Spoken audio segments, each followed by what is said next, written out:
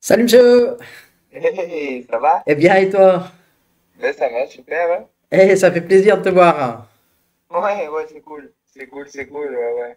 Au moins On je te... peut mettre enfin un visage sur les noms. Mais carrément, au moins je t'ai en vrai là. Eh ben écoute, on va partir sur une petite présentation alors avec grand plaisir. Allez. Mais j'entends déjà qu'il n'y a pas un accent du Nord. Et non, non, non, moi je viens du sud, de Marseille. D'ailleurs, je pense que tu peux le voir, mais c'est plein soleil chez moi. Ouais, on n'est pas loin alors. Ouais, c'est cool. Ouais, ouais, moi je suis à deux pas de Notre-Dame-de-la-Garde, je sais pas si tu vois un peu. Ouais, j'habitais le panier en fait, donc je connais bien. Ok. Ah, trop beau quartier, ça, c'est vraiment top. Et écoute, moi je m'appelle Théo. Oui, Ben, là j'ai 20 ans actuellement, je vais sur mes 21. Je suis étudiant. Pour l'instant, je suis en bac+3, donc bachelor immobilier, en alternance. Donc, du coup, le fait d'aller à l'école et puis travailler à côté aussi avec mon entreprise. Et puis, je me dirige sur un master l'année prochaine, donc sur 2 ans, qui est un master, entre guillemets, gestion de patrimoine, mais qui s'axe aussi pas mal vers la finance d'entreprise. d'accord. Donc, c'est plutôt cool.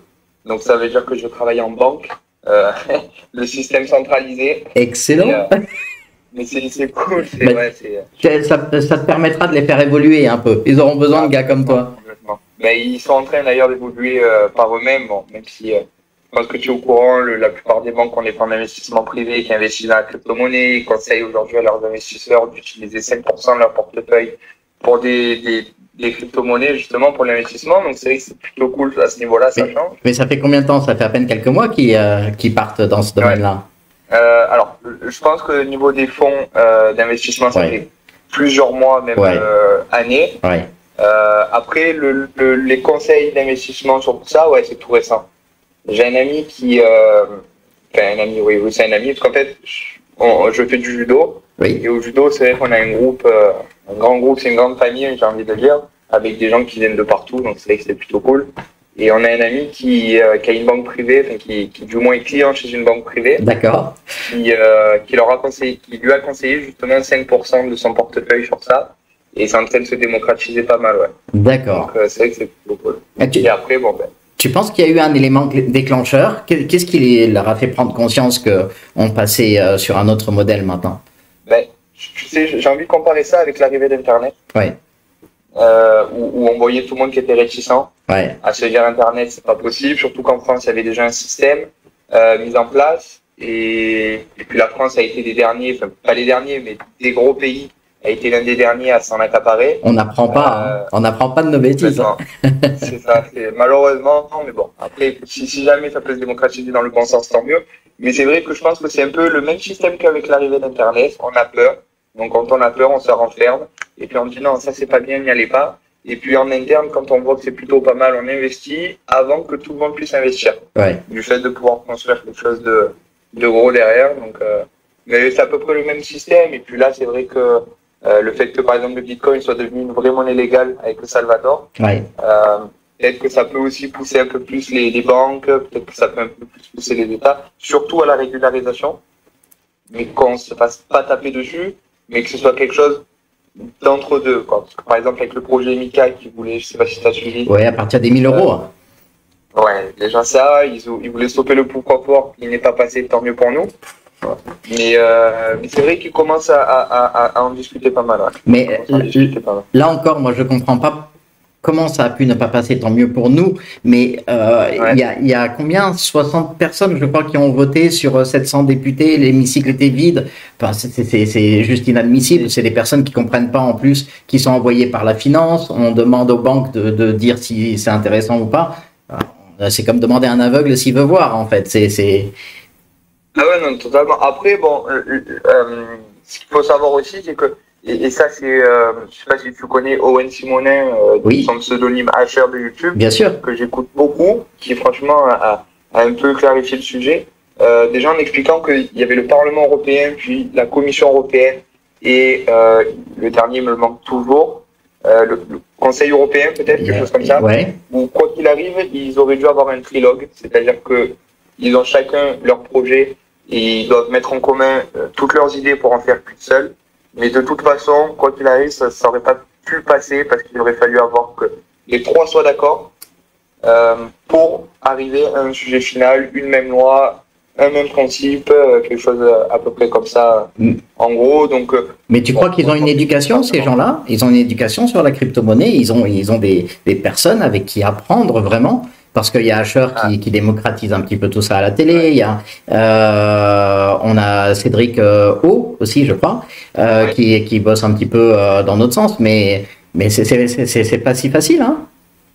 Non, après, bon, de ce côté, je m'en fais pas. Ils auront toujours des gens à qui demander conseil. Ouais.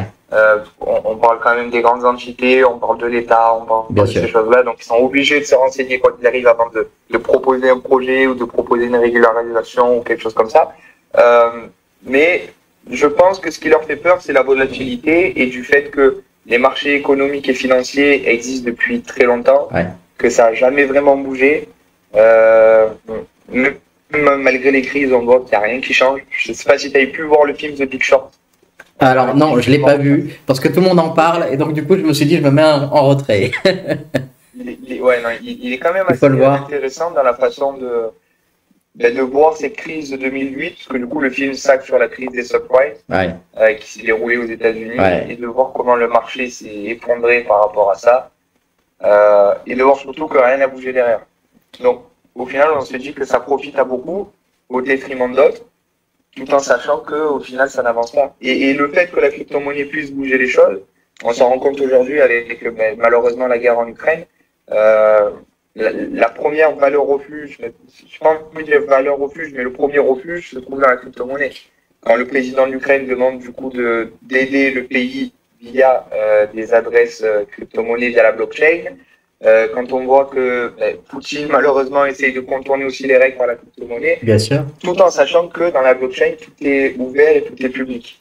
Donc ça, ils en ont peur. Ils pensent que à cause de la crypto-monnaie, il peut y avoir plus de blanchiment ou plus d'accès facile à la mauvaise chose, alors que au final, si on demande à quelqu'un de dire d'où provient son argent réel, dans quelle main il est passé, il sera incapable de le dire, alors que quelqu'un qui a de la crypto-monnaie pourra toujours regarder les adresses et par où le bitcoin ou autre est passé, quoi.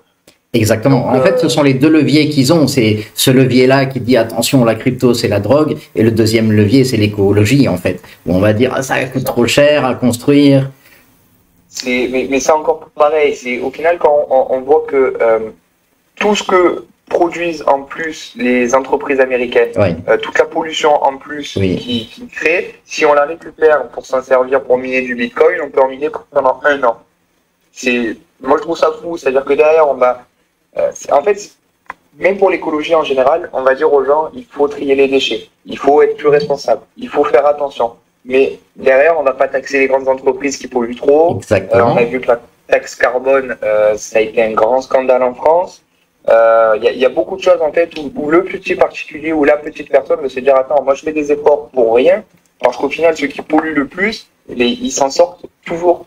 Donc c'est la même chose pour la crypto-monnaie. Ils vont dire il faut pas la crypto-monnaie parce que ça pollue, parce que ça coûte trop d'énergie, mais au final c'est pas vrai. Au final, s'ils se renseignent un peu dans ce sens-là, ils verraient que par exemple la création d'éoliennes, la mise en place d'éoliennes et d'éoliennes au général quand elles ne tournent pas, ça consomme plus que de miner du bitcoin. Bien sûr.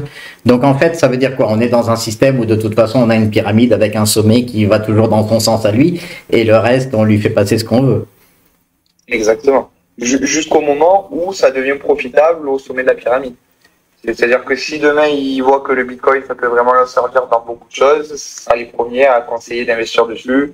Ce sera les premiers à essayer de faire bouger les choses en leur faveur au final. Parce que, comme je t'ai expliqué tout à l'heure, quand les banques investissent des fonds privés dessus, c'est pas pour rien. C'est aujourd'hui, de toute façon, pour moi, ma vision de pensée, c'est too big to fail. C'est-à-dire que c'est trop gros pour chuter. C'est clair. Oui, c'est ça. Pour moi, le too big to fail, à l'image de l'entreprise américaine MicroStrategy, je sais pas si tu l'as suivi. Bien sûr. Qui ont acheté énormément de bitcoin avec leur filiale macro. Ils viennent de racheter il y a quelques heures, là. Ah, mais voilà. Tu vois. Et puis surtout, le fait aussi de faire du collatéral, c'est-à-dire de mettre en gage leur bitcoin à eux, c'est quand même une belle avancée aussi. Comme quelqu'un qui va faire un prêt à la banque et qui va hypothéquer sa maison.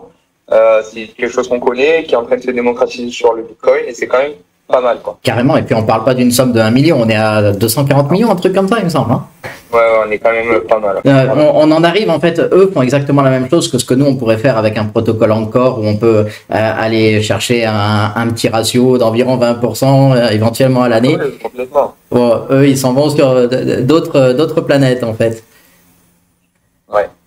Mais bon, après, c'est favorable à nous, hein, au final, parce que bon, on est derrière, même si on récupère les miettes, ce sera toujours des belles miettes, quoi. Complètement. C'est pas simplement des petites parts, c'est des belles miettes qui sont remplies de Bitcoin, donc ouais, c'est quand même cool. Donc, tu penses que le modèle du Salvador est à réappliquer dans d'autres pays, du coup? Alors, non. Non. D'accord. C'est vrai que c'est compliqué, c'est que le problème du Salvador, c'est qu'ils ont pris Bitcoin pour monnaie légale, Ouais. et seulement Bitcoin. Ouais. Pour moi, je trouve que c'est se tirer une balle dans le pied. Parce que déjà, ça envoie un mauvais signal aux autres en disant il faut que du Bitcoin, la monnaie qu'on connaît aujourd'hui, qu'on appelle fiat, ne sert à rien, c'est faux. Elle a toujours existé, elle existera toujours, on en aura toujours besoin. Ce qui est bien avec Bitcoin, c'est que ça peut être une valeur refuge dans le sens où, quand le pouvoir d'achat baisse, le Bitcoin peut lui augmenter et du coup, mettre à plat le tout. Si par exemple demain, avec 10 euros, tu peux t'acheter une bouteille et que cette bouteille, elle passe à 20 euros, peut-être que les 10 euros qui manquent, tu pourras servir de Bitcoin pour acheter cette même bouteille. Ouais. Donc, c'est un peu dans ce sens-là. On a besoin de trésorerie, de valeur refuge, mais pas de monnaie unique. Et là, c'est se tirer une balle dans le pied. Parce que si demain, il y a beaucoup de pays qui font comme eux et que l'économie en elle-même, elle chute du fait qu'ils n'utilisent plus cet argent-là et qu'il ne sert à rien, ça fera une inflation énorme, ça fera pareil des taux qui vont augmenter, ça sera trop compliqué à suivre. Donc je pense qu'il faut adopter Bitcoin ou Ethereum ou d'autres monnaies. Bon, on parle de Bitcoin parce que c'est le plus gros et parce qu'il a une bonne capitalisation, il a tout de bien pour l'instant. Mais je pense qu'il faut s'en servir comme valeur refuge ou valeur supplémentaire, plus qu'une monnaie unique. D'accord. En tout cas, ça fait un beau set de jeu en fait avec le système Lightning. On a vu que ça fonctionne, on a vu que ça marche. Ah ouais, complètement. Et du coup, on peut vraiment le reproduire un petit peu partout au niveau technique en tout cas. Ouais, je suis d'accord avec toi. En plus de ça, tout ce qui se démocratise sur la blockchain avec toutes ces innovations, toutes ces idées, toutes ces crypto-monnaies qui servent à quelque chose au final et qui ne sont pas là juste pour faire joli, il y a de quoi vraiment avancer dans beaucoup de domaines. On parle à une échelle de particulier le stockage cloud qui peut coûter beaucoup moins pour avoir beaucoup plus. Carrément. Aujourd'hui, j'ai dû passer moi, parce que je suis sur Apple, j'ai beaucoup de documents sur mon ordi et sur mon téléphone. Il a fallu que je change de catégorie pour payer 3 euros par mois pour avoir plus de place dans mon cloud. Au final, il y a certaines crypto-monnaies qui permettront d'avoir énormément de stockage pour une poignée pour rien du tout, quoi. D'accord. Donc, il y a beaucoup d'avancées dans tous les domaines, je trouve. Alors, du coup, moi, ça m'amène deux questions, en fait. La première question, c'est comment t'en es arrivé aux crypto-monnaies, en fait? Comment t'as réussi à te dire, OK, la monnaie fiat, c'est pas intéressant. Et surtout, comment, alors que tu fais des études qui sont carrées, comment est-ce qu'on vous apprend la crypto-monnaie ou est-ce que toi, tu vas chercher tes sources d'infos? Est-ce que c'est en dehors de ton apprentissage ou... Ah oui, carrément. Là, surtout que je suis dans l'immobilier, c'est vrai que pour l'instant, il n'y a aucune place à la crypto-monnaie. C'est vrai, en France, il n'y a rien du tout? Il n'y a aucune vente qui se fait en immobilier en crypto? Non, surtout pas. Tout en sachant que avec les notaires, par exemple, déjà, on ne pourrait pas passer en crypto-monnaie parce qu'il y a tellement de taxes à payer à l'État que l'État interdirait tout ça. En fait, moi, j'ai une vision long-termiste sur l'immobilier avec la crypto-monnaie, c'est-à-dire qu'on va avoir besoin de NFT, ces jetons non tangibles qu'on a besoin pour, par exemple, mettre un titre de propriété, puis l'échanger avec une personne contre de la crypto-monnaie. Et au lieu que ça prenne 3, 4, 5, 6 mois, des fois, parfois, d'administratif pour une vente ou quelque chose comme ça, ça prendrait que 30 secondes. C'est la mort des notaires. Alors, ça serait oui et non, parce que je pense qu'il faut quand même qu'il y ait un notaire qui soit là pour attester que le NFT soit bien au propriétaire, il est bien le titre de propriété. D'accord. Tu vois, adapter les notaires à une nouvelle façon de travailler. D'accord. Comme aujourd'hui, on le fait par exemple, on signe plus rien à la main, on signe tout avec des signatures électroniques. Bien sûr. Ils ont dû s'adapter à ça, ils le font très bien, mais je pense qu'aujourd'hui, on aura besoin d'eux pour vérifier la provenance du NFT, savoir si c'est bien son propriétaire, tout ça. Donc ce serait pas forcément la mort, hein, ce serait vraiment une adaptation du système vers quelque chose de nouveau. Ce vers quoi le Covid nous a poussé, en fait. Complètement. Et pour revenir à ta première question, donc d'où ça m'est venu, alors c'est mon meilleur ami qui m'en a parlé de la crypto-monnaie il y a un peu plus d'1 an, qui lui aussi était totalement novice, mais il a entendu parler d'un projet qui s'appelle Student Coin. Je ne sais pas du tout si tu vois ou pas. Non, du tout. Mais c'était un peu plus d'1 an, c'était à l'époque où les ICO se faisaient encore. Donc il y avait beaucoup d'ICO et on était rentré sur celle-ci. Donc ICO, c'est... On dirait que c'est le Moyen-Âge, les ICO, mais... Ouais, et du coup, pour expliquer aux gens qui ne savent pas, l'ICO, c'est le fait de... C'est une sorte de levée de fonds au final, en échange de crypto-monnaies à prix réduit, on va dire. Les gens... Les projets en avaient besoin beaucoup en 2017 et beaucoup aussi l'année dernière. Et ce projet, j'y croyais, j'y crois toujours. C'est la possibilité aux étudiants de créer sur leur sorte de blockchain des jetons qu'ils peuvent vendre pour rembourser leurs prêts étudiants. Et ça, c'est beaucoup pour les États-Unis. Parce que tu sais qu'aux États-Unis, aujourd'hui, ils prennent des prêts X fois le montant. Ils sont endettés jusqu'à 45-50 ans. Ça. Exactement. Donc ça serait une alternative, donc c'est un bon secteur, quelque chose de vraiment bien. Il m'en a parlé, je me suis renseigné et à l'époque je connaissais vraiment rien aux crypto-monnaies. Je connaissais pas, c'était un monde mais totalement à part. Et c'est vrai que moi quand je commence quelque chose ou quand je m'intéresse à quelque chose, j'essaie de le faire jusqu'au bout. C'est-à-dire que je vais me renseigner, je vais chercher de mon côté. On appelle ça le do it yourself, le DIY. Et DIOR, mais voilà, c'est ça. Do your own research. Toi-même tes recherches. DIOR, voilà, c'est ça que je cherchais. Et du coup, j'ai commencé à rentrer avec ce projet-là avec 80 euros. C'est peu. C'était mes premiers investissements. C'est très bien, il faut commencer par quelque chose. Absolument, exactement. C'était tellement simple qu'au final, je me suis dit, mais en fait, c'est un monde accessible à tous. Mais comment tu as fait pour trouver simple? Parce que même aujourd'hui, quand je parle à des gens de la crypto-monnaie, ils me disent mais attends, c'est impossible, il y a des échangeurs, on va se faire voler notre argent. T'es passé par quoi pour le rendre simple? Quasiment pas rien au final, parce qu'on avait juste besoin d'aller sur leur site, d'aller sur l'ICO, entre guillemets. Il y avait des explications assez simples où tu rentrais. Transfert de fonds. Ce qui fait peur aux gens, c'est surtout les KYC, tu sais, les vérifications d'identité. Les gens se disent la crypto-monnaie, c'est fait pour que ce soit anonyme. Alors, d'une part, je suis d'accord, mais d'un autre côté, ça peut être rassurant aussi de savoir qu'on demande certaines choses pour encadrer et vraiment prouver que, attendez, regardez, nous on a ça, on va pas faire n'importe quoi avec ces documents, vous pouvez investir sur notre plateforme.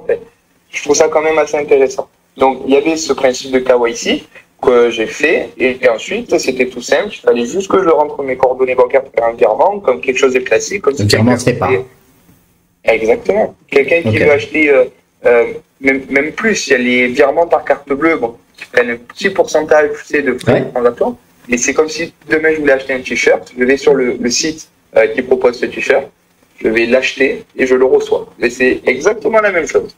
Et pareil pour toutes ces plateformes d'échange, on s'inscrit sur cette plateforme, on fait un compte, donc un compte ferait pour un compte d'un site internet quelconque, on fait un virement et puis on achète notre crypto-monnaie. C'est tout simple. On peut ou déposer de l'argent ou déposer de la crypto-monnaie directement. Ce qu'il faut simplement prendre en compte, c'est qu'on a des adresses de portefeuille qu'il faut garder, qui sont importantes. Si on veut échanger une crypto-monnaie d'une autre, il faut avoir cette adresse-là. C'est nominatif. Enfin, c'est pas nominatif en fait, mais c'est une suite de chiffres qui t'est propre. On connaît la clé du portefeuille, la clé publique. Exactement, c'est ça. Donc au final, c'est vraiment très facile d'accès. On a juste besoin d'Internet pour pouvoir accéder à tout ça et simplement de s'intéresser 5 minutes et puis après, voilà. Vraiment rapidement. Bravo. Donc au final, je suis rentré sur cette ICO. Et puis ensuite, on en a parlé un peu avec mon père et puis la famille. Et puis eux aussi s'y sont un peu intéressés. Et par la suite, j'ai commencé sur Binance. À me dire, bon, c'est bien beau, la crypto-monnaie, c'est cool, mais j'aimerais bien m'intéresser un peu plus. Donc sur Binance, j'ai fait mon premier dépôt et j'ai commencé à acheter mes premières altcoins. D'accord. Parce que à l'époque, pour moi, le Bitcoin, c'est inaccessible. Oui. C'est-à-dire qu'il était très cher et que je me disais, même si je mets 100 euros sur le Bitcoin, en rendement, j'aurais 120, 130 euros. C'était en début 2021 ou mi-2021? C'était, il me semble que c'était février-mars 2021. Et je vais te dire mieux, je suis rentré. Une semaine après, il y a eu le problème chinois et anglais. Ok.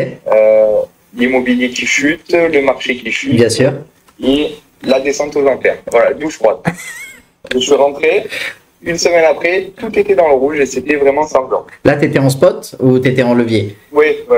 Non, je suis toujours en spot. Moi, okay. Le levier, j'évite un peu parce que ça, c'est un peu plus compliqué à comprendre parce que c'est vraiment du trading pur. Ouais. Donc, au final, je préfère rester en spot et avoir une vision long-termiste, mais dire je hold au maximum. Et puis après, si jamais avec le temps, j'ai plus de connaissances, plus de facilité, je pourrais toujours faire justement des leviers x2, x3 grand maximum sur des projets où j'arrive un peu mieux à gérer. Mais d'ailleurs, j'ai commencé l'analyse technique sur les graphiques depuis quelques mois là, et puis je commence un peu à m'intéresser à ça. J'ai vu passer quelques-uns de tes messages en fait à l'intérieur du groupe privé là, et c'est impressionnant. Tu bosses super, tu fais des trucs vraiment bien. On sent que t'as envie de développer, comme tu disais, t'as envie de le faire par toi-même, de bien comprendre tout ce que tu fais, et ça transpire totalement tous tes propos en fait. Ouais, j'essaie à chaque fois de trouver des choses qui m'aident en fait, de l'expérience là où je peux. J'ai partagé sur le groupe un PDF de 60 pages avec tous les indicateurs boursiers qu'on pouvait se servir, et j'essaie de l'appliquer moi-même. Il est super. Et ouais, je trouve ça cool quand même. Et puis du coup, ce groupe est génial pour ça, quoi, parce que chacun peut s'entraider. On est tous là à se dire ce qui est bon, ce qui est pas bon. On a tous des angles de vue différents qui fait qu'on va fermer tous les angles morts. Ouais. Donc c'est vrai que c'est assez cool. Et puis l'analyse technique me plaît énormément. Alors, il y a le fondamental qu'il ne faut pas négliger, mais l'analyse technique me plaît énormément. Et à ce moment-là, donc quand je suis rentré sur la crypto-monnaie, que pendant une semaine c'était sanglant, alors j'aurais pu avoir peur, mais dire j'ai perdu mon argent. Ouais. C'est vrai que la plupart des gens font ça, se disent oulala, tout chute, tout baisse, je perds 200-300 euros par jour, c'est quelque chose d'incroyable. Mais au final, avec une vision long-termiste, on se dit que c'est un marché qui peut pas s'effondrer. Et même au début, j'avais déjà cette vision-là de me dire non, au contraire, au lieu de me plaindre, ce que je vais faire, c'est recharger. Donc, quand c'était pas, j'ai commencé à réinvestir un peu plus, Bravo. un peu plus, pour au final, après, essayer, il y a toujours eu des erreurs, hein, il y a toujours eu des... Et il y en aura toujours. Et il y en aura toujours. Mais ça m'a toujours servi, de voir ce buy the dip et celle de ATH, quoi. Enfin, c'est ça. C'est simple d'esprit, mais c'est vrai que c'est dur à mettre en place, parce que quand on regarde tout le temps et qu'on voit le cours qui chute, le graphique chuter, le Bitcoin en sang. En fait, c'est l'émotion. C'est l'émotion qui te tue, qui convertit complètement ta pensée initiale, et puis du coup, je veux vendre. Ah, mais complètement. Et après, voilà, le meilleur conseil que j'ai pour tous les holders, c'est d'éteindre le téléphone à ce moment-là. Tout simplement, aller sortir, voir dehors ce qui se passe, et puis laisser faire le temps et les traders qui sont H24 sur les marchés pour justement réguler ça. Très bien. Si tu as une vision long-termiste, tu n'as pas à t'inquiéter, tu n'as pas à regarder tous les jours ton téléphone, toutes les heures, toutes les minutes, ça sert à rien, parce que ça va pas changer en une seconde. Totalement. Il y a beaucoup de gens qui FOMO, qui ont peur de rater le bon mouvement, qui ont peur de rater le train, mais le train, il est en marche depuis des années, et il est qu'au début, il est à la première station, j'ai l'impression, ou à la deuxième si on veut, mais ça va rouler tout seul. Donc, pour tous les holders qui paniquent à ce moment-là, éteignez le téléphone, ça vaut mieux. Ou alors vous revenez regarder cette vidéo et ils te regardent de nouveau expliquer, et comme ça ils comprendront que c'est ça, qu'ils la mettent en favori cette vidéo et qu'ils reviennent dessus. Allez, mettez en favori. Et du coup, toi tu rentres en DCA régulier ou c'est un mode automatique ou c'est un mode personnel en fonction des dips? Ouais, c'est moi, c'est vraiment moi, j'ai pas mis en place. Parce que après c'est vrai que j'ai peu de rentrée d'argent, j'ai mon salaire qui du coup me permet de pouvoir faire tout ça. Bien sûr. Mais à côté de ça, il y a tellement d'aléas dans la vie. J'ai aussi de l'argent sécurisé à la banque. Il en faut un petit peu. Il faut. En fait, ma vision, c'est d'avoir un investissement de partout. Très bien. C'est ça que j'aimerais faire découvrir aux gens. Mon but final, ce serait d'être ou gestionnaire de fonds d'actifs ou conseiller en investissement, histoire de vulgariser tout ça et de dire aux gens, écoutez, votre argent, au lieu qu'il soit sous votre matelas, il peut très bien faire des petits bébés un peu partout. Et ça, c'est un teaser de la société que tu es en train de créer ou? Ah, alors, ça, non. Alors, non, c'est pas un teaser, ok. Non, parce que la société que je crée, au final, c'est factice, c'est fictif, parce que c'est pour l'école. D'accord. C'est un projet qu'on va présenter à l'école. Et du coup, pour ce projet-là qu'on est en groupe, c'est vrai que on a fait le choix de partir sur une agence immobilière traditionnelle qui vend des biens traditionnels. D'accord. Et à côté de ça, des biens dans le métaverse. Oh. C'est vrai que c'est compliqué à mettre en place parce qu'on n'a pas tout non plus. C'est beaucoup à base d'hypothèses. Tu vois, quand on doit faire un bilan prévisionnel, on va prendre l'hypothèse d'acheter des terrains à tel prix, puis de revendre à tel prix. Donc c'est vrai que c'est beaucoup d'hypothèses. C'est très intéressant parce que du coup, ça me force à faire des recherches en plus. J'ai notamment eu une discussion avec Jack, très très intéressant. Jack du groupe. Il est super. Super. Il est super. Vraiment. Exactement. Et à tous les niveaux, au niveau humain et technique. Exact. Ouais. Franchement, il est vraiment fort. Parce que je me disais qu'il est sur la crypto-monnaie depuis pas si longtemps que ça au final. Mais on prend tellement d'expérience rapidement qu'on a l'impression qu'on est là depuis des années, quoi. Ouais, enfin, lui dis pas trop parce qu'après il va croire que c'est vrai tout ce qu'on dit. Donc, salut à toi, Jack. Non, mais c'est vrai, il faut le dire. Et puis lui-même, son projet qu'il est en train de créer, je trouve ça incroyable. Ouais. Je sais pas si on peut le teaser ou pas ici, mais en tout cas, c'est. On va peut-être pas en parler. Je préférerais que lui, il en parle si jamais il veut venir sur une interview, il en parlera. Je sais pas à quel point c'est ouvert ou pas ouvert encore. Bon, c'est pour ça. Mais au moins, ce qu'on peut dire aux gens, c'est que c'est vraiment incroyable. C'est quand même bien, je trouve. Et du coup, il avait pas mal de conseils sur cette création d'entreprise. Et bon, c'est simplement fictif, mais c'est vrai que c'est intéressant à faire. Et d'ailleurs, ma prof de comptabilité par rapport à mon école disait, mais est-ce que c'est un projet que tu veux faire plus tard? Je lui ai dit, ben, je sais pas. Elle m'a dit, bon, on va rester en contact alors, parce que si jamais tu souhaites le faire, j'aimerais y participer. Excellent, bravo. Donc c'est vrai que c'est cool, c'est motivant. Mais ma vision, c'est d'avancer à petits pas pour vraiment prendre l'expérience là où je dois en prendre. Ne pas me précipiter, ça sert à rien, j'ai tout mon temps. Je vais passer par des périodes compliquées, notamment actuellement, c'est vrai que c'est compliqué. Mais c'est une chance, voilà, c'est une chance. J'ai de la chance de pouvoir étudier, j'ai de la chance de prendre de l'expérience, j'ai de la chance de travailler. Et donc il faut que je prenne tout ça. Tu crées cette chance en fait, ça vient pas tout seul, hein. La chance c'est vraiment toi qui l'as créée. Oui, c'est le travail, c'est vrai. Ouais. Il faut aussi dire aux gens que le travail paye toujours. Et malgré les échecs, c'est vrai qu'on se relève avec de la motivation, avec un mental, avec tout ça. C'est vrai qu'il faut garder des objectifs en tête, quoi. Et comme le Bitcoin, je t'avais expliqué ma vision de graphique sur la vie. On a des moments hauts, puis des moments bas, puis des consolidations, des vagues, puis des petits moments bas et des vagues. Exactement. On est sur un système de vagues d'Elliott. Exactement. Qui régit la vie, et ça, c'est vraiment partout. Et c'est. Du coup, quel est ton avis, si je peux te demander par rapport au métaverse, parce qu'a priori, tu as creusé un petit peu le sujet aussi. Ouais. Et quel est ton avis sur les métaverses? Tu penses vraiment qu'on va vers un univers qui va Et est-ce que ça va être totalement scindé en deux? Il y aura ceux qui veulent pas, il y aura ceux qui veulent et il y aura personne au milieu? Ou est-ce que ça va venir tranquillement s'intégrer dans la vie de tous les jours et finalement tout le monde va être obligé d'y passer?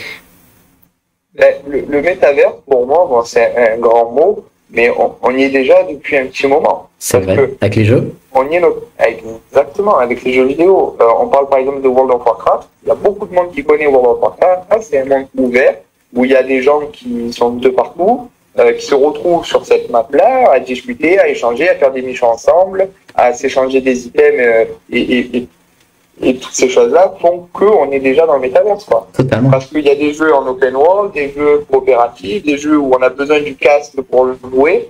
La PlayStation notamment avec le PlayStation VR. On peut rentrer dans le jeu, s'amuser. L'Oculus Rift avec Facebook, on pouvait rentrer aussi s'amuser dans les jeux. On y est déjà, quoi. On y est déjà, et puis depuis un petit moment. Avec l'arrivée d'Internet. Alors, ce qui est rigolo, c'est que le premier jeu auquel je pense, c'est quand j'étais petit, ça s'appelle Habbo. Je sais pas si tu as connu. Non. Mais c'était, on va dire, une sorte de ville qui n'existe pas, avec des personnages qui n'existent pas, où il y avait un réseau social. En fait, c'est un réseau social, mais virtuel. D'accord. Et c'était déjà une preuve du métaverse où on avait chacun un appartement qu'on pouvait décorer en fonction de ce qu'on faisait, des fêtes qui s'organisaient, enfin, c'est des choses comme ça. Et j'étais vraiment petit. Et je m'en rappelle, j'étais, je pense, au primaire, début collège, quand c'était sorti. Comment tu as acheté la déco? Il y avait déjà des crypto-monnaies dedans pour Alors, non, justement, non. C'était une monnaie factice, c'était une monnaie du jeu, il me semble. Après, je veux pas dire de bêtises. Ouais. Mais c'est un peu comme tous les jeux aujourd'hui où c'est une monnaie qui n'existe pas. Ou alors, par exemple, il y a des jeux où tu as besoin d'argent réel pour acheter une monnaie du jeu pour pouvoir la dépenser dans le jeu. D'accord. Mais aujourd'hui, c'est le même principe avec le métavers, c'est les crypto-monnaies. On a besoin d'une crypto-monnaie pour, dans le métaverse, meubler son appartement comme on a acheté. Après, c'est comme les NFT, on est au tout début, donc du coup, c'est vrai que c'est un peu le cafouillis parce que les gens vont payer 400 000 $ pour à côté d'un rappeur. Donc, c'est vrai que c'est un peu le cafouillis, mais c'est en bonne voie, c'est en bonne voie. Quand on sait qu'il y a des entreprises comme Disney, Microsoft, Meta qui commencent à se lancer vraiment dedans. Après, il y a de la fusion-acquisition. Microsoft a racheté Activision et Blizzard pour justement, je pense aussi, se développer de ce côté-là. Okay. Je ne pense pas qu'ils resteraient sans faire de métaverse. Et puis, c'est assez sympathique de se balader dans un monde ouvert avec les personnages de jeu qu'on préfère. Bien sûr. Habiter à côté d'un sergent. Enfin, c'est en bonne voie et puis ça fait partie de la crypto-monnaie, l'écosystème, la nouveauté, le web 3.0 qu'on a besoin parce que avec le confinement, on s'est rendu compte que quand on est seul chez soi, c'est compliqué. Voilà. Ouais. Donc, c'est peut-être une porte de sortie vers ça. Après, c'est comme pour tout, il ne faut pas en dépendre. Il ne faut pas dépendre de la chose. C'est ça. C'est le simple, mais le plus dur à mettre en place aussi. Mais c'est comme les jeux d'argent, il ne faut pas en dépendre. C'est comme la cigarette, c'est vrai qu'il y a énormément d'addictions, mais il faut essayer de ne pas en dépendre. Le métavers, ce sera la même chose. C'est vrai que ça peut paraître vraiment génial, mais il ne faudra pas en dépendre. Donc, du coup, tu penses qu'un avenir pour les agents immobiliers, ça pourrait être d'être totalement dans le virtuel, de bosser par exemple avec Terra Luna et d'aller vendre un jour un appartement en Argentine, un jour, je ne sais pas, en Russie et autres? Et je pense qu'il va falloir se démocratiser un peu, bien sûr. Ce ne sera pas 100% du boulot parce que derrière, on a toujours besoin de la pierre, comme diraient les anciens. Ouais. La pierre, ça ne perd pas de valeur, donc on a toujours besoin d'avoir un toit réel sous la tête. Puis on a un corps physique. Je pense que complètement, c'est pour ça. C'est ça. Et du coup, je pense qu'il faudra aussi faire les deux, vendre des maisons et puis vendre des maisons virtuelles aussi. Je pense que ce serait une belle avancée. Après, je ne sais pas comment mettre en place ça, parce que c'est vrai que la plupart des gens vont se procurer un terrain tout seul ou procurer une maison tout seul.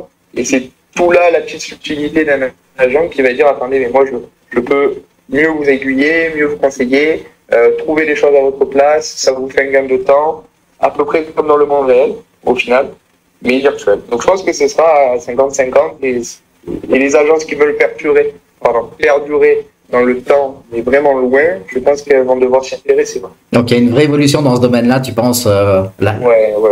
D'accord. La vente publicitaire, la vente immobilière, la création. C'est possible, ouais. Il faudra. Aujourd'hui, dans une agence, on a besoin de commerciaux, de comptables, etc. Je pense que dans un certain temps, il faudra des designers et des développeurs. Eh oui, c'est clair. Donc, toi, tu as commencé en 2021 avec la somme que tu nous as donnée tout à l'heure. Comment tu vois ta propre évolution par la suite? Est-ce que tu vas rattacher la crypto-monnaie à simplement un luxe que tu vas garder pendant X temps jusqu'à temps qu'on arrive aux millions sur le Bitcoin ou autre, ou est-ce que tu vas l'utiliser tous les jours? Est-ce que tu penses dégager du fiat en fait et puis passer entièrement en crypto-monnaie si tu en as la possibilité ou... Je pense que pour l'instant, c'est un investissement long terme. D'accord. C'est-à-dire que je fais du DCA un peu quand je peux, quand l'opportunité se présente, etc. J'essaie de dégager de la plus-value. Cette plus-value va me servir de réinvestissement pour aller encore plus loin, encore plus loin. Et puis après, cette crypto-monnaie pourra me servir pour des projets futurs et réels et concrets. Donc, à l'heure actuelle, c'est simplement l'investissement. Okay. Dans le futur, ce sera une partie de ma vie. Parce que si j'investis à 20 ans, et que ça existe toujours, parce que je pense que ça existera toujours à 40 ans, j'aurai le temps de faire la plus-value et du coup j'utilisais cette plus-value pour des projets concrets, une création d'entreprise, de société ou autre. En France? À voir. J'espère. D'accord. Parce que c'est vrai qu'aujourd'hui, la plupart des gens vont se dire en France, c'est trop taxé, c'est trop compliqué, on laisse pas la place à l'imagination, à l'entrepreneuriat. Mais j'aimerais justement faire changer ça. À mon échelle, bien sûr, dans ma ville, parce que je suis très amoureux de ma ville, très attaché à ma ville. Donc c'est vrai que ça ça me ferait un peu peine de devoir partir pour créer une entreprise ailleurs. Si je peux en créer une ici, ça serait le top. Ça serait bien. J'essaye de faire avancer parce que au final, c'est vrai qu'en France, on a quand même beaucoup d'avantages, il faut pas se mentir. C'est vrai. On a beaucoup d'avantages. On a l'accès à la santé, on a l'assurance maladie, on a les banques qui sont quand même plus tolérantes que certains autres pays. On a la possibilité de faire de grandes choses. Après, il faut, c'est un contexte politique, géopolitique, économique qui nous dépasse à tous pour l'instant. Il faut qu'on y arrive à faire bouger les choses à chacun à sa manière. Donc, si je peux rester en France, ce serait bien. Et puis, il y a Binance, tu me parlais de ton compte Binance, il y a Binance qui s'installe en France, là. Exactement. Il y a Binance qui s'installe en France. À voir comment ça se met en place avec les cultures politiques. C'est surtout ça. Est-ce qu'ils vont garder leur flat tax? Est-ce qu'ils vont régulariser avec des abattements? Est-ce que la fiscalité des entreprises sera la même que celle des particuliers? Est-ce que c'est tout un monde encore nouveau qu'il va falloir découvrir et appréhender et s'en servir? Mais c'est surtout pour les entreprises comme Binance, qu'est-ce qu'elle fait en France? Si elle s'est installée en France, c'est qu'elle a une vision aussi long-termiste et qu'il y a quand même quelque chose à faire aussi derrière, quelque chose à développer, à suivre. Je pense que ça va bouger d'ici les années qui viennent. Mais comme je disais dans le groupe là l'autre jour, il y a surtout une vraie chose que la France devrait faire, c'est définir qui est professionnel et qui ne l'est pas, qui est particulier et qui ne l'est pas. Parce qu'aujourd'hui la donnée est trop aléatoire et on a tendance à se définir dans le cadre des particuliers parce que on n'est pas professionnel à la base de tout ça et finalement sur 100% des personnes qui se définissent en particulier, il y en a 80 qui vont être placés en pro. C'est juste hallucinant en fait. Non, c'est sûr. Après, savoir si un professionnel il travaille pour le compte d'une entreprise ou alors s'il est micro-entrepreneur ou. Faut le définir. Faut juste définir, mais au moins qu'ils mettent un cadre, parce qu'aujourd'hui, c'est trop facile de dire, ah bah non, vous avez tant, vous avez fait comme ça, vous avez fait tant de trades, etc. Donc, vous cochez la case de pro. Bon, j'aurais voulu le savoir avant, en fait. C'est sûr. Ouais, complètement. Je suis d'accord avec toi. Est-ce que la plus-value qu'on dégage, si on la récupère, on est taxé dessus, ou est-ce qu'il faut la réinvestir de suite? On ne sait pas. Et c'est pour ça que les politiques doivent s'y intéresser vraiment, parce que c'est un marché émergent, parce que c'est quelque chose qui va définir le futur et l'avenir, que c'est quelque chose de trop important pour passer à côté. Et je pense qu'il va falloir s'y intéresser vraiment, se pencher dessus. Et même pour les particuliers, je pense que les systèmes d'abattement en fonction de la plus-value, ça peut être sympa. Bien sûr. Plutôt que directement impliquer la flat tax ou alors les 40% ou les 70% si on est professionnel. Après, c'est des chiffres énormes qui dépassent tout le monde. Bien sûr. Ils en ont peur. Ils ont peur que tout le monde soit millionnaire et que du coup, le PIB, il augmente ou il baisse, le pouvoir d'achat il fluctue. Donc c'est vrai que ça peut faire peur. Mais il faut poser un cadre, tu as totalement raison sur ça. Alors, juste pour les personnes qui regardent éventuellement cette interview, c'est juste si on veut se sortir de ce cadre-là pour l'instant, l'idée c'est de tout transformer en stablecoin directement sur une plateforme comme Binance. Et si vous avez de la crypto, vous la revendez, vous revendez du BTC, vous le mettez en BUSD ou en USDT ou en comme on veut, mais en stablecoin, ça évite de repasser en fiat et puis du coup d'avoir des surprises. Exactement. Ouais. Jusqu'au moment où on saura ce qu'on peut retirer, ce qu'on peut pas retirer, à quel montant ou pas, il faut laisser. Si après, si les gens ont la possibilité d'avoir un wallet externe, c'est pas mal aussi. Ok Théo, je te propose de passer aux questions-réponses. Et donc la première question, penses-tu qu'il soit trop tard du coup pour entrer dans les crypto-monnaies ou dans le monde du métaverse? Les gens ont souvent peur en se disant que c'est trop tard ou pas, mais en fait on est qu'au début, vraiment on est qu'au début. Donc même dans le métaverse on est qu'au début, comme le début des crypto-monnaies, on a à peine aujourd'hui des grandes institutions qui rentrent. Donc comme je disais tout à l'heure, c'est too big to fail. C'est vraiment trop gros pour s'effondrer. Et puis, il y a des entreprises comme Microsoft qui ont fait l'acquisition d'autres entreprises comme Activision et Blizzard. Exactement, voilà, c'est une fusion-acquisition qui pourra servir à créer un métaverse incroyable. Il y a Disney aussi qui le développe. Et es-tu d'accord si je dis qu'il est facile de rentrer dans les cryptos? Il suffit simplement de se renseigner, de faire ses recherches soi-même, ou alors d'être bien conseillé.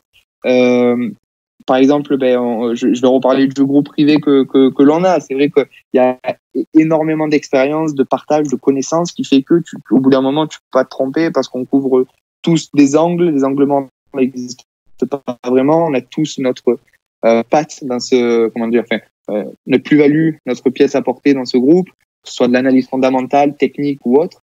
Donc, il faut s'entourer des bonnes personnes qui s'y connaissent. Et puis pour ceux qui s'y connaissent, entourer des bonnes personnes en général dans la vie. Par exemple, moi, j'ai mes parents avec qui je partage beaucoup, avec qui je discute beaucoup. J'ai ma chérie qui m'accompagne au quotidien, qui elle aussi a une tête comme ça du fait que je lui parle tout le temps, mais qui m'accompagne beaucoup. Donc c'est vrai que c'est quand même très important. Il faut bien s'entourer et surtout faire ses recherches. Peut-on dire que le Bitcoin puisse servir de valeur contre l'inflation? Complètement. Et comme je te disais tout à l'heure, la crypto-monnaie, ça sert de valeur refuge. On le voit, hein, le Bitcoin qui est corrélé au marché traditionnel, mais qui parfois s'en détache. Le fait de justement, pendant ces temps de crise et de guerre, pouvoir se rattacher à ça pour pas perdre son pouvoir d'achat, c'est super, super important, super intéressant. C'est vraiment quelque chose dans le futur alors moi, je suis très positif par rapport à ça. Quelles seraient pour toi les proportions d'un portefeuille parfait en crypto-monnaie? Alors, moi, je serais partisan du hold, c'est-à-dire garder sur du long terme. Après, si on part que sur un portefeuille crypto, il faut diversifier, tout en gardant aussi l'aspect des peut-être un tiers de Bitcoin, un tiers de Ethereum et le reste en altcoin. Et puis après, voilà, diversifier avec, il peut y avoir des nouveaux projets qui arrivent, donc s'y intéresser. Il faut des projets comme des DAO, tout ce qui est décentralisé, le métaverse aussi. Essayer aussi de choper les bonnes infos au bon moment, notamment avec tout ce qui est listing sur les grandes plateformes comme Binance. Il faut essayer d'accaparer cette crypto-monnaie avant qu'elle soit listée pour qu'au moment du listing, vendre au pump. Parce que je sais pas si tu as vu, mais généralement, quand une crypto-monnaie est listée, il y a le pump, le dump et la phase de correction. Mais c'est super sain, en fait. C'est vraiment une pattern qui est vue et revue. C'est super sain parce que le pump, c'est la hype du moment. Le dump, c'est parce que les gens étaient déjà rentrés, ils vendent. Et puis après, la consolidation, c'est pour prouver que sur du long terme, ça peut se passer, tu vois. Donc, il faut essayer d'avoir du réseau ou alors des connaissances ou alors rechercher, faire ses recherches soi-même pour essayer de trouver pas forcément les pépites, parce que j'aime pas ce terme, parce qu'après, ça fait comme tous les influenceurs qui disent, regardez, j'ai cette pépite-là, vous proposez. Mais trouver des projets qui fondamentalement peuvent avoir une avancée technologique ou une avancée dans la vie en général, quoi. Donc c'est vrai qu'il faut faire ses recherches, il faut holder, il faut pas se prendre pour un trader, il faut pas avoir cette image-là de se dire bon mais j'ai ça, je vais utiliser les leviers parce que ça me paraît cool, parce que je peux gagner beaucoup d'argent. C'est faux. Il faut vraiment, je pense, pour moi, les 3/4, voire les 90% de son portefeuille, le garder pour du long terme et le revendre au prochain cycle. C'est-à-dire que généralement, en 2024 par exemple, il y a le nouvel halving du Bitcoin, avec toutes les récompenses du minage et tout qui va baisser, donc qui va faire que potentiellement le prix du Bitcoin puisse augmenter. Entre-temps, il y a peut-être la deuxième phase du bull run actuel qui va débuter, donc il faut vendre au bon moment, se renseigner, et puis ensuite racheter après, parce que généralement, d'un cycle à l'autre, il y a beaucoup d'altcoins qui sont balayés par des nouvelles. Donc, il y a beaucoup de gens qui ont peur quand ils voient leur portefeuille baisser, mais en fait, tant qu'on vend pas, on n'a rien, hein. Tant qu'on vend pas, on n'est ni en perte ni en gain. Mais par contre, il faudra... Exactement, c'est ça. On rachète, on buy des dips et il faut vendre du coup au moment... faut pas se laisser emporter en disant bon, mais je le garde pendant 20 ans si le projet au final peut se faire remplacer très rapidement. Du coup, comment connaître le bon moment pour acheter et le bon moment pour vendre? C'est beaucoup d'analyse ou alors tout simplement essayer de regarder de temps en temps si on comprend pas, essayer de trouver conseil auprès de ceux qui le savent. Mais ou sinon, il faut partir du principe qu'on est dans un gros range et qu'on a 20% de vente et 20% d'achat et puis le reste en hold. Es-tu partisan de la technique du DCA, le dollar cost average? Aussi, carrément. Ouais. Le DCA, c'est hyper important pour rentrer sur les projets, mais aussi hyper important pour dégonfler le portefeuille. Il faut faire des paliers. Pour la vente, je pense qu'il y a des paliers à prendre. Il faut savoir que une crypto-monnaie, ça peut pas exploser à l'infini, donc il faut rester lucide, essayer de se fixer des objectifs en se disant bon tiens, avec cette crypto-monnaie, j'aimerais faire un x2 sur mon investissement, un x3, un x4, et pouvoir retirer du moins ou les bénéfices ou l'investissement de base pour ensuite laisser tourner. Quels indicateurs pourrais-tu conseiller aux personnes qui rentreraient dans les cryptos? Tout simple, déjà pour commencer, les moyennes mobiles. l'AMA 20, 40 et 60, ou 90 il me semble. Les retracements de Fibonacci aussi sont hyper intéressants. Ça, c'est quelque chose à aller voir, je trouve. Et ensuite, les droites de tendance, tout simplement, les triangles de compression, quelque chose qui sont au final très faciles, parce que quand on regarde une charte graphique, on observe généralement qu'il y a des points où les bougies chutent à un endroit précis et plusieurs fois au même endroit. Donc, on appelle ça une ligne de tendance, qui peut être une zone de résistance ou une zone de support à casser ou justement à s'appuyer dessus. Tirer des lignes de résistance, aider. Le RSI aussi, c'est important. Bon, après, là, on parle vraiment d'un truc un peu technique, mais pour les gens qui comprennent pas grand-chose, voilà. Alors, il y a l'analyse technique qu'il faut, et puis après, il faut simplement aussi observer le graphique en se disant, bon, mais quand on voit qu'il y a beaucoup de bougies vertes et qu'on est proche de l'ancienne ATH, il y a moyen que ça passe ou que ça casse, donc il faut quand même rester vigilant et se dire, bon, mais on peut vendre en gagnant un peu, quoi. Et puis après, sur du long terme, on peut holder et se dire, bon, mais on regarde même pas le cours, on attend la fin. De toute façon, généralement, on sait que c'est la fin quand il y a énormément de médias qui en parlent, que tout le monde il y a une hype de fou. C'est généralement le moment de vendre. Quand tu dis diversifier les gains, c'est aussi faire du stacking, faire du earning? Exactement. Après, il faut diversifier son portefeuille au maximum, parce que si jamais on a un risque quelque part, il est peut-être couvert par un autre. Il faut stacker, c'est quand même intéressant dans la mesure où on est vraiment long-termiste. On se dit, bon, pendant un an, je touche pas. Mais par contre, je peux stacker. Donc, je l'ai ce fonds-là pour récupérer des récompenses tout le temps. C'est super intéressant. Donc, pour moi, vraiment, la vision long-termiste, c'est holder. Voilà, faut pas forcer. Faut garder qu'une petite partie de son portefeuille pour trader, pour faire des effets de levier. Es-tu dans le monde de la crypto pour arrêter de travailler rapidement? En crypto, non, pas vraiment. Après, je pense que le but, ça n'est pas d'arrêter de travailler, parce que bon, le travail, c'est quand même aussi ce qui fait vivre, mais il faut pas vivre pour le travail. La plupart des gens, généralement, pas la plupart, mais il y a malheureusement trop de personnes qui qui travaillent essentiellement pour vivre. Donc, ils vont travailler beaucoup pour payer le loyer, les factures et tout ce qui est à côté. Et au final, ils vont se gâcher la vie parce qu'ils vont travailler pendant 3/4 du temps, et puis le petit peu qui reste, ils vont pas forcément bien en profiter comme il faut. Donc c'est vrai que c'est assez dommage, et on se dit que peut-être qu'en investissant dès maintenant avec des petites sommes comme 20, 30, 50 euros toutes les semaines ou tous les mois, peut-être que dans 10, 20 ans, ce petit portefeuille qu'on s'est construit va se développer plus tard pour nous rendre la vie plus facile. Comment t'imagines-tu dans 2 ans, 3 ans, 4 ans, 5 ans? Et moi, après, voilà, mon but dans la vie, ça va être vraiment de être gestionnaire de fonds d'actifs, ou alors de conseiller les gens dans l'investissement, mais que ce soit de la crypto-monnaie ou des investissements traditionnels, avec des placements en bourse, des placements en banque, etc. Mais de vulgariser tout ça et le rendre accessible au plus petit portefeuille jusqu'au plus gros, pour justement rendre la vie meilleure à toutes ces personnes-là, quoi. Parce que quand on est une classe moyenne, on le voit vraiment, tu vois. Et puis, c'est toujours dur de trouver les mots justes ou de mots. On se retrouvera peut-être sur cette plateforme, je l'espère, parce que franchement, c'est super cool. Aurais-tu des conseils à partager aux personnes qui rentreraient dans la crypto? Ça, il y a un écosystème fou. Il y a pas qu'une seule blockchain, il y en a plein. Il y a pas qu'un seul univers, il y en a plein. Il y a vraiment beaucoup de choses à exploiter et à faire. Et franchement, je conseille à tous de faire leurs recherches, de se renseigner, c'est super important. De pas se laisser influencer par des pseudo-influenceurs qui vont dire j'ai trouvé cette pépite, investissez tous dessus. Le problème, c'est que c'est quelque chose de facile. Il y a beaucoup de gens qui se font avoir et qui au final se disent non, la crypto-monnaie, c'est pas pour moi parce que j'ai perdu de l'argent, parce qu'on m'a mal conseillé. C'est ça, voilà. Moi, comme je t'expliquais, je suis rentré une semaine après, il y a eu la crise d'Evergrande, il y a tout chuté, et puis j'ai vu mon portefeuille diminuer.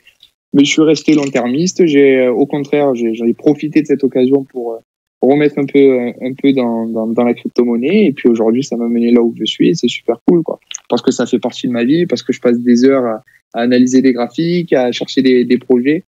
Théo, on arrive à la fin de cette vidéo, et je voulais te remercier déjà d'être le premier sur cette longue série, je l'espère, d'interviews sur cette chaîne YouTube, et puis surtout te remercier pour la qualité de ton intervention, la qualité de tes recherches, la qualité des documents que tu as partagés dans le groupe privé également, et merci à toi, merci de faire partie de ce groupe, et merci à toi d'être présent et de partager tout ça avec les auditeurs.